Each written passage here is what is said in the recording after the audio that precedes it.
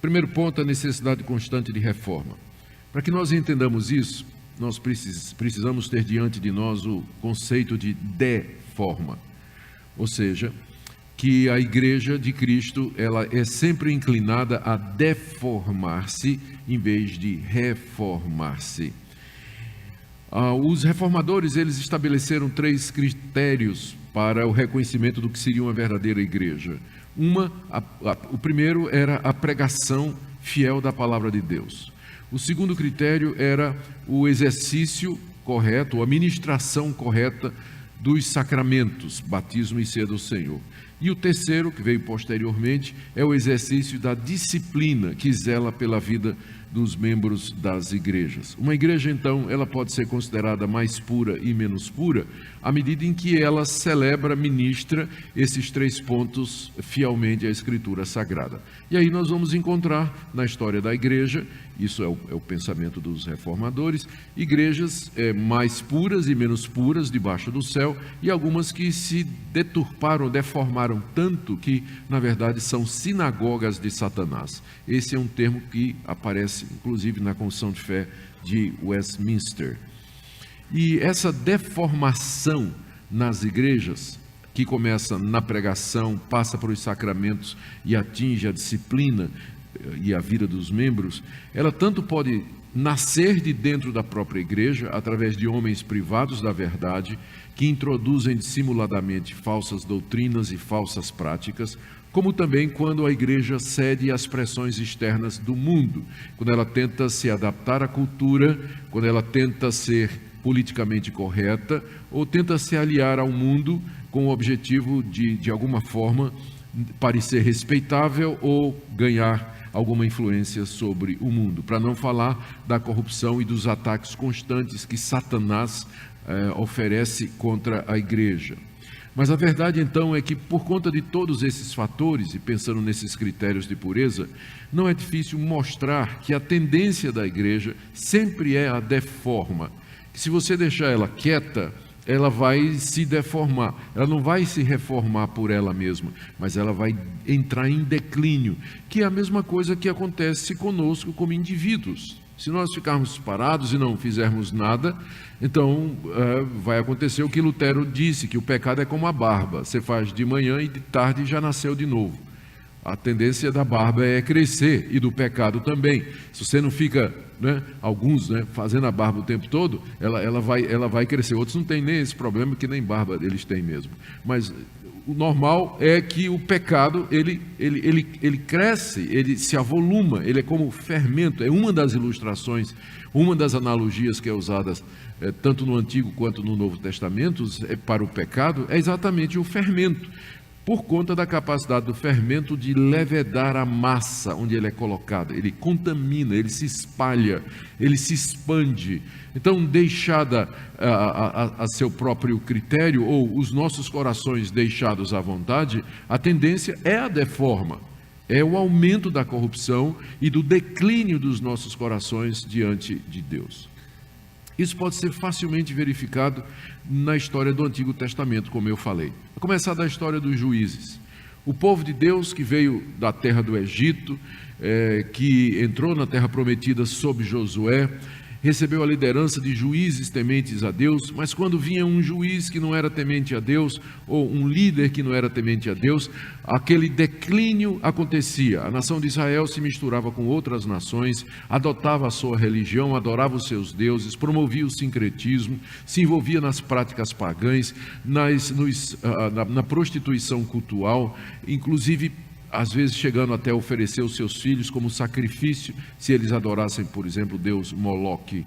E Israel se tornava pior do que as nações, porque não deixava Deus, não abandonava completamente o culto a Deus, mas introduzia no culto a Deus esses elementos sincréticos. E Deus era o único Deus do Antigo Oriente que não repartia o seu povo com outros deuses. Os deuses pagãos, como Baal, Astarote, Renfã, Moloque, todos eles não tinham problema, não tinham rivalidade entre eles. Você podia adorar Baal, você podia adorar Moloque, você poderia adorar Renfã. Mas Deus, o Deus de Israel, era o único Deus exclusivista. Ele dizia, eu e somente eu. Você não pode me ter, e outros deuses. Não terás outros deuses diante de mim. A nação de Israel, o que é que ela fazia? Exatamente aquilo que Deus mais aborrecia. Trazia esses deuses para dentro do próprio povo, do culto e do serviço a Deus, o que provocava Deus a ira constantemente. Deus então os entregava na mão dos saqueadores, dos inimigos, dos povos hostis. Aí aquele ciclo a gente conhece, está no livro de Juízes, está na história dos reis. O povo se arrependia, pedia perdão a Deus, clamava a Deus, Deus levantava um juiz como Sansão, como Gideão, ou depois como o próprio profeta juiz Samuel, e para trazer o povo de volta. O povo se arrependia, pedia perdão, jogava fora os ídolos, renovava a aliança com Deus e voltava a adorar a Deus nos locais determinados, jogando toda a idolatria fora, e aí a nação prosperava, tudo ia bem, até que o juiz morria. Aí lá vinha outro juiz, ou outro líder que não tinha conhecido a Deus, e lá vai a nação outra vez se deformando. Esse padrão acontece não só no livro de Juízes, mas no próprio livro dos Reis também, onde a mesma história se repete até que finalmente Deus perdeu a paciência com aquele povo e os mandou para o desterro. Quando nós chegamos no Novo Testamento, o padrão é o mesmo.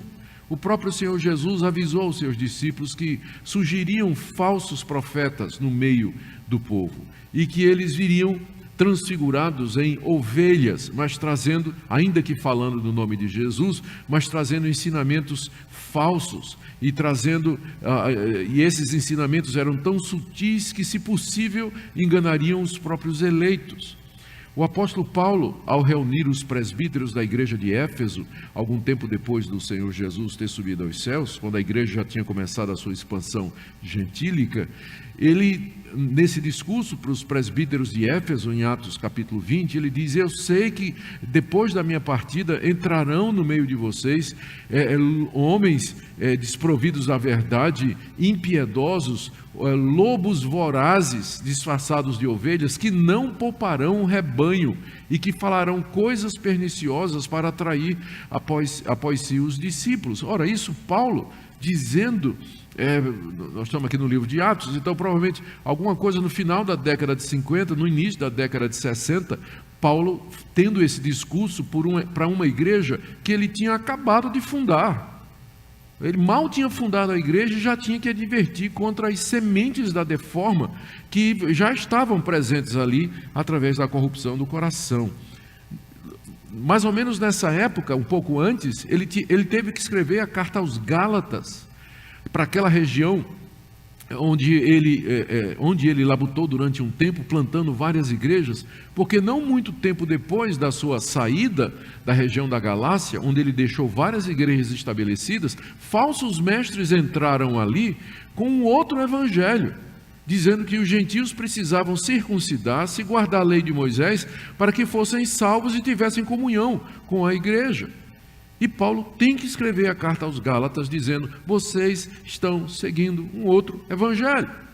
E isso em menos de uma década de fundação das igrejas da Galácia. Eles já haviam deformado a compreensão do evangelho e já era uma igreja com traços de deforma, obrigando Paulo a escrever isso aí. Nas cartas que o Senhor Jesus mandou que o apóstolo João escrevesse às 7 igrejas do Apocalipse, nós encontramos a mesma tendência. Delas, 6 são repreendidas por Jesus, porque se deformaram. Se deformaram na teologia, se deformaram na prática. Em algumas algumas sustentavam a doutrina dos nicolaítas, que são originários de Nicolau, né? Deixa bem claro, não de Nicodemos, de Nicolau. Havia os que seguiam a doutrina de Balaão. Tinha uma igreja que suportava uma falsa profetisa chamada Jezabel, que ensinava os membros da igreja a participar da comida sacrificada a ídolo nos templos e praticar prostituição. Igrejas que tinham ortodoxia, mas estavam mortas. Igrejas que tinham nome de quem vivia, mas estavam mortas. E isso não havia decorrido ainda 100 anos da fundação da igreja, e já a necessidade de reforma estava muito clara ali. O meu ponto é esse, que a tendência da igreja sempre é a deforma, sempre, sempre. Mal ela começa, ela já começa com as sementes da decadência, do declínio e da deforma plantada no próprio coração daqueles que são recebidos como membros e formam a igreja desde o início. Por isso que a igreja sempre precisa de reforma, sempre.